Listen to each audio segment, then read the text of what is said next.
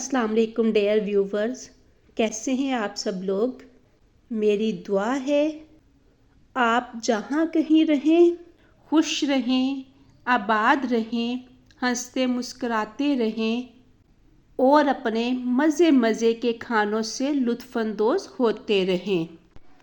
Dear viewers, आज मैं करेले प्याज की रेसिपी आपके लिए लेकर आई हूँ।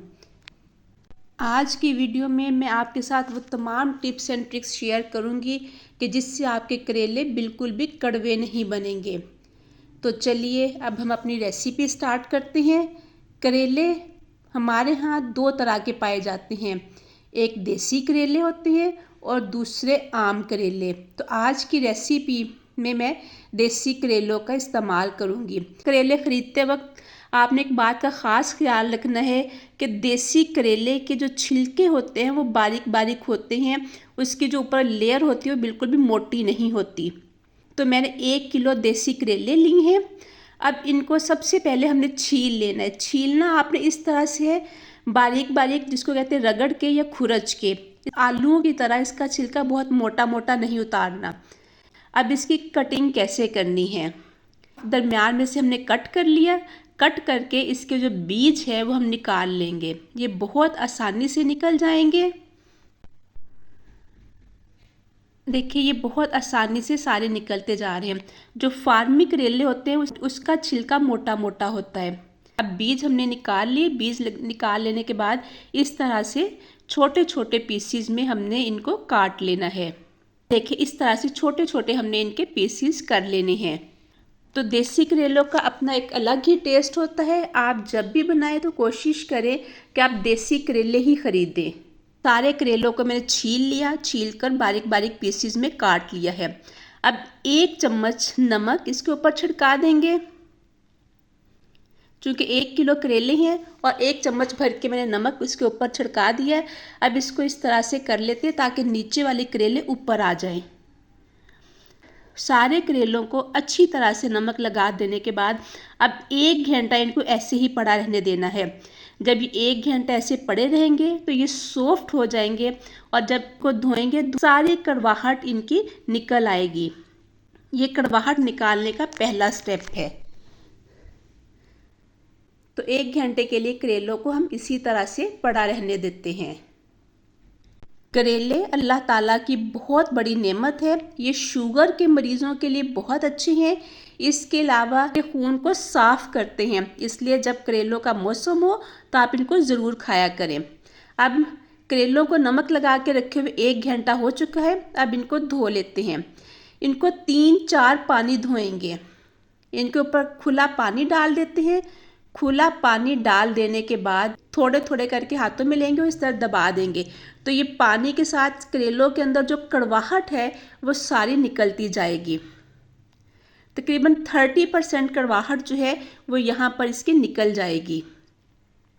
दोनों हाथों की मदद से आप दबाते जाएं, सारा कड़वा पानी इसमें से निकलता जाएगा।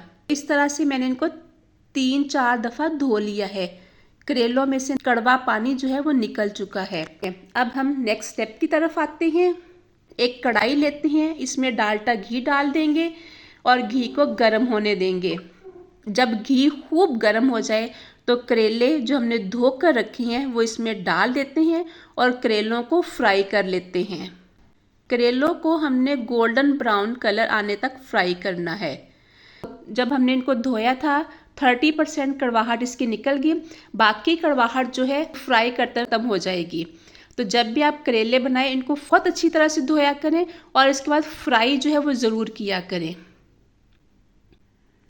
सलसल इसमें चम्मच चलाते रहें ताकि तमाम साइडों से करेले एक जैसे फ्राई हों। ये करेले ना सिर्फ खून को साफ़ करते हैं बल्कि ये खून को पतला भी करते हैं। तो मौसम के हिसाब से आपको हर सब्ज़ी ज़रूर खानी चाहिए। करेलों को कलर आना शुरू हो चुका है, ये फ्राई हो चुके हैं। अब हम इनको निकाल लेते हैं। किसी चम्मच की मदद से निकाल लें, घी साथ ना आने पाए। अब कढ़ाई में जो घी बचा है इस घी को हम ज़ाया नहीं करेंगे। 1 किलो करेले मैंने लिए थे और 1.5 किलो मैंने प्याज ली हैं। आज हम करेले प्याज की रेसिपी बना रहे हैं तो इसमें प्याज ज़्यादा ऐड करेंगे। तो करेले देखिए फ्राई हो चुके हैं, इनको एक साइड पे रख देते हैं। तो 1 किलो करेले थे मेरे पास और 1.5 किलो मैंने प्याज लिए। प्याज को मैंने बारीक बारीक काट लिया, काट कर धोकर रख दिया था ताकि इसमें से पानी निकल जाए, क्योंकि गीला गीला प्याज जब हम घी में डालेंगे तो उससे छींटे आते हैं, इसलिए प्याज को पहले से आप धोकर रख दें। तो जिस घी में हमने करेले फ्राई किए थे उसी घी में हम ये प्याज ऐड कर देंगे और इन प्याज़ों को भी फ्राई कर लेंगे। अब करेलों को तो हमने गोल्डन ब्राउन कलर आने तक फ्राई किया है, प्याज को हमने गोल्डन ब्राउन नहीं करना, बल्कि जो ही इसको कलर आना शुरू हो जाए तो हम नेक्स्ट स्टेप करेंगे। प्याज फ्राई हो रही हैं। 7 मिनट फ्राई होने के बाद प्याज़ों को भी कलर आना शुरू हो चुका है। अब मैंने 3 बड़े साइज़ के टमाटर लिए, उनको धो लिया, धोकर बारीक बारीक काट लिया है। इन टमाटरों को इसके अंदर डाल देते हैं और प्याज के साथ फ्राई कर लेते हैं। इधर हमें पानी का छींटा लगाने की ज़रूरत नहीं है क्योंकि टमाटरों के अंदर पानी मौजूद है। तो टमाटर प्याज में डाल के इनको हम भून लेते हैं। टमाटरों को हमने बहुत अच्छी तरह से भूनना है, इतना भूनना है कि ये इसमें गल जाएं और प्याज के साथ मिक्स हो जाएं। फ्लेम मैंने मीडियम कर दी है। मीडियम फ्लेम पे हम प्याज और टमाटरों को भून लेंगे। जब टमाटर अच्छी तरह से भून जाए तो हम स्पाइसेस ऐड करेंगे। स्पाइसेस में 1 चम्मच नमक ऐड करूँगी, 1 चम्मच पीसी हुई सुरख मिर्च ऐड करेंगे, आधा चम्मच पीसी हुई हल्दी का ऐड करेंगे। स्पाइसेस ऐड करके इनको मिक्स करेंगे और इसको हम लोग भून लेते हैं। सब्जियां ऐसी होती है जिनमें नमक जो है वो ज़्यादा डालना पड़ता है, इस करेलों में नमक का ज़्यादा इस्तेमाल नहीं करना पड़ता। अब इनको भून लेते हैं। अब स्पाइसेस भी भून चुके हैं तो अब हम 7-8 सब्ज़ मिर्चें जिनको बारीक बारीक काट लिया वो इसमें डाल देते हैं और इनको भी भून लेते हैं।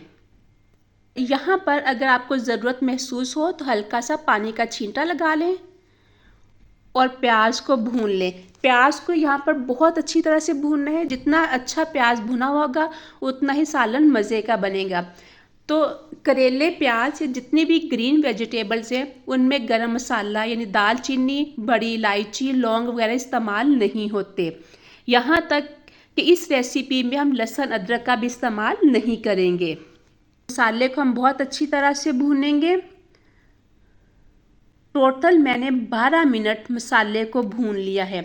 यहाँ पर आप इसका नमक मिर्च चेक कर लें, अगर आपको इसमें कोई चीज़ कम लगे तो आप अपने टेस्ट के हिसाब से इसमें मज़ीद ऐड कर लें। अब चूँकि प्याज भून चुका है, प्याज को भूनते हुए 12 मिनट हो चुके हैं। अब करेले जो फ्राई करके रखे हैं वो इसमें डाल देते हैं। करेले डाल देने के बाद मसाले में करेलों को अच्छी तरह से मिक्स करेंगे और इसको मज़ीद 3-4 मिनट भून लेंगे। 3-4 मिनट मज़ीद भून लेने के बाद अब यहाँ पर आधा चम्मच पिसा हुआ ज़ीरा ऐड करेंगे और 1 चम्मच भर के पिसा हुआ सूखा धनिया ऐड करेंगे। पिसा हुआ सूखा धनिया इस रेसिपी का ख़ास इंग्रेडिएंट है।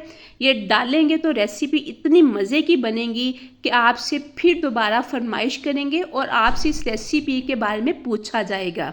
तो सूखा हुआ सूखा धनिया इस रेसिपी का ख़ास इंग्रेडिएंट है। इसमें हमने सब्ज़ धनिया भी ऐड नहीं करना। तो मज़ेदार किस्म का करेले प्याज का सालन बनकर तैयार हो चुका है। बहुत सारे लोग करेले नहीं खाते, उनका कहना है कि करेले जो है वो गर्म होते हैं। मौसम के हिसाब से हर सब्ज़ी आपके जिस्म के लिए फ़ायदेमंद है, तो आप इसको ज़रूर इस्तेमाल कीजिएगा।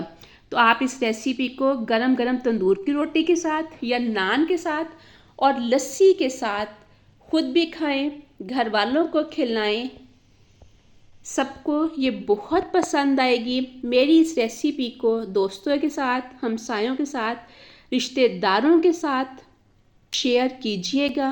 मुझे अपनी दुआ में याद रखिएगा। तो मिलते हैं नेक्स्ट वीडियो में एक नई रेसिपी के साथ। तब तक के लिए थैंक यू। एंड अल्लाह हाफिज़।